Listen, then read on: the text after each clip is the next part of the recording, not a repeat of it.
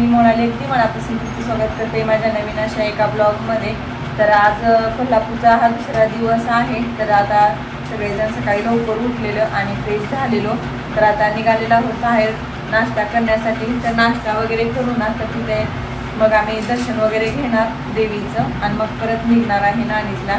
तर इकडे मस्त असं यशरुद्र रेडी झालेले आहेत आणि हे सुद्धा रेडी झालेले आहेत। तर आता निघालेलो आहोत नाश्ता करण्यासाठी। चला तर मग निघूया। अरे तुम्ही घेतला चहा घ्या।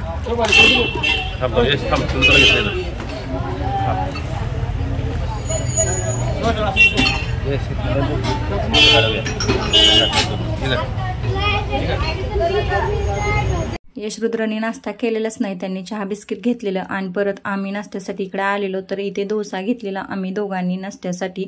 आणि ना मंदिरच्या समोर असं गाड्यावरती ना डोसा आप्पे धपाटे वगैरे मिळतात। तर छान अशी क्वालिटी होती जे डोसा जे होता तर त्याची। आणि परत आम्ही लगेच चहा वगैरे घेतलेला आणि परत लगेच मंदिरला आलेलो आम्ही। आणि आजही म्हणजे खूप मोठी रांग लागलेली होती। सकाळी लवकर गेलेलो होतो आम्ही 8 वाजता, तरी सुद्धा खूप मोठी अशी रांग लागलेली होती। आणि आम्ही काय रांगेमध्ये वगैरे थांबून दर्शन नाही घेतलेलं, कारण संध्याकाळी आरती वगैरे दर्शन आमचं झालेलं होतं। तर आम्हाला ना राजर्षी शाहू महाराज तर त्यांच्या मंदिरात जायचं होतं। तर संध्याकाळी आम्हाला 10 वाजलेले इथे लक्ष्मीच्या मंदिरात यायला आणि परत तिथं गेल्यानंतर तो दरवाजा बंद झालेला होता, तर त्यामुळे नाही गेलेलो।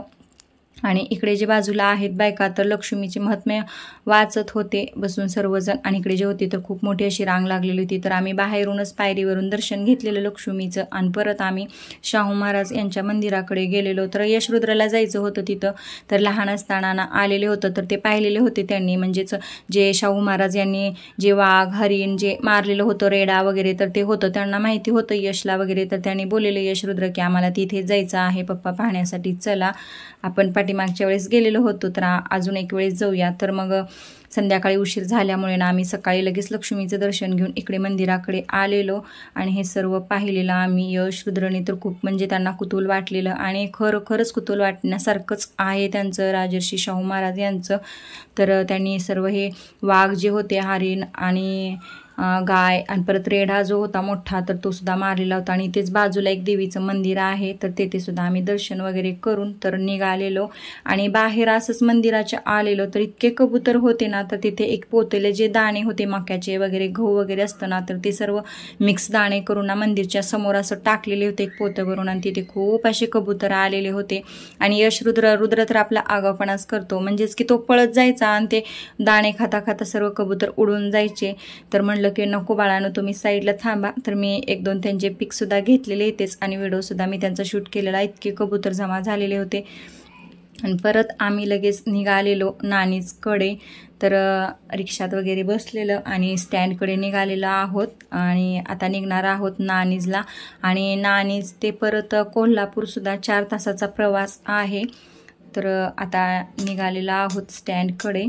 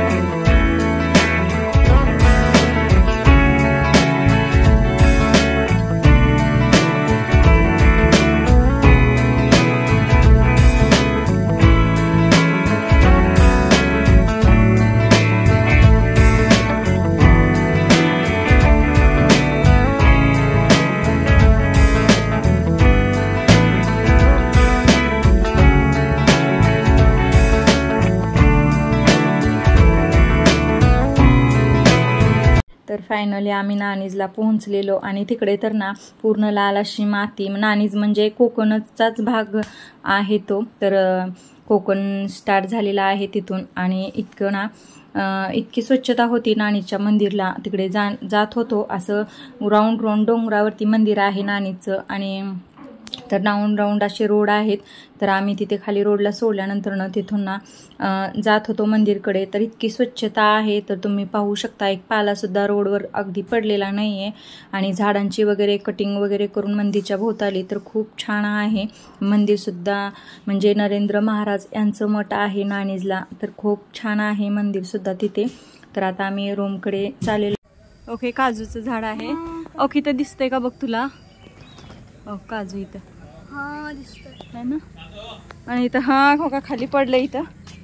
पण ते समोरच असते वाटतं काजू. त्याला हे नाही यायचं तुटलेलं हे.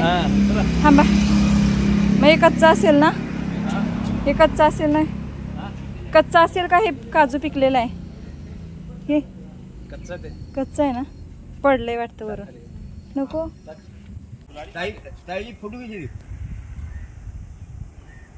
फनस का खींच रही हूँ मैं. फनस का खींच रही हूँ, फनस का. हाँ.